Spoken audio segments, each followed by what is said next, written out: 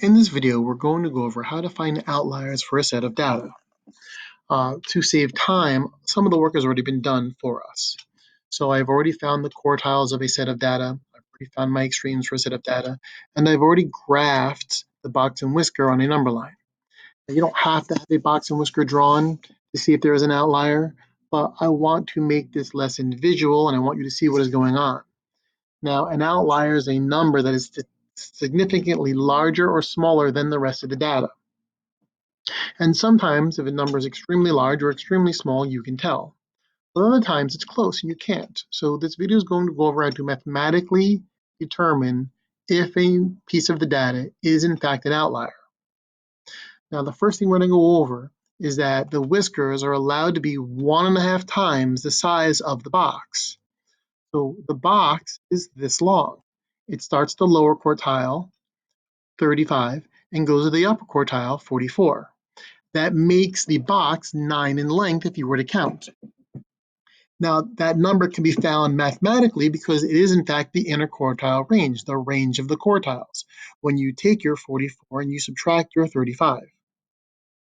So the interquartile range is 44 minus 35, it's 9. But that 9 is really representing the size of the box. And when they made the rules for a box and whisker, they determined that a whisker can be 1.5 times the size of the box. So if I take another line that is about half the size of the box, it's about 4.5, and I combine them, I could visually see that the left whisker is much smaller than this line. And I can take my 1.5 times the box and put it next to the whisker on the right, and it does look like that last piece of data is way too far away from the box. But it has to be determined mathematically if it is too far away from the box. So I need to figure out how long this line is allowed to be. Well, it's allowed to be 1.5 times the interquartile range. So when you're going to see if there's an outlier, you take your interquartile range and you multiply it by 1.5. Now in this case, it gives you 13.5, which means this line, if I were to lock them together,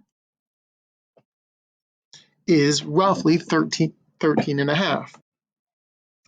And how do I mathematically determine if the left one really is smaller than 13.5 if I don't have the picture? Well, I could just subtract these two numbers. I can take my lower quartile, the 35, and subtract the lower extreme, the 33. 35 minus 33 is 2. Now, when I have a box and whisker, I can just see that that was much shorter than 13. But if I don't have the box and whisker, that's how you find the distance of that whisker. It's 2. The distance of the longer whisker, if I have the picture, I can just count. But let's say we don't have the picture. So I cannot just count. So what I can do in that case is take my upper extreme, my 59, and subtract my upper quartile, which is 44, and that tells me that this whisker would be 15 in length. Well, I know the whisker is not allowed to be 15 in length. So if I subtract my upper extreme minus my upper quartile, I get how long that whisker is. And since that whisker is longer than the max length it's allowed to be, it's longer than that 13.5, what I have to do is delete that whisker, cut it out. I'll replace the 59 with a star, and that becomes an outlier. That's how you show an outlier. But now, what is my larger whisker? I would go up to the original data, and if 59 cannot be my largest piece of data, I'll take the next one, 54, and I'll graph that onto my line. Once I've graphed that, I do need to make sure that this whisker is not too long. It's at 54, is my now new upper extreme. My upper quartile is 44, and 54 minus 44 makes this whisker 10. So it is shorter than the max measurement it's allowed to be. Allowed to be 13.5, and it's 10. Now, for a box and whisker, that's how you take care of it on the graph. As far as knowing if there is an outlier, once I determine that one of the whiskers is longer than it's allowed to be, then I mathematically know I have an outlier.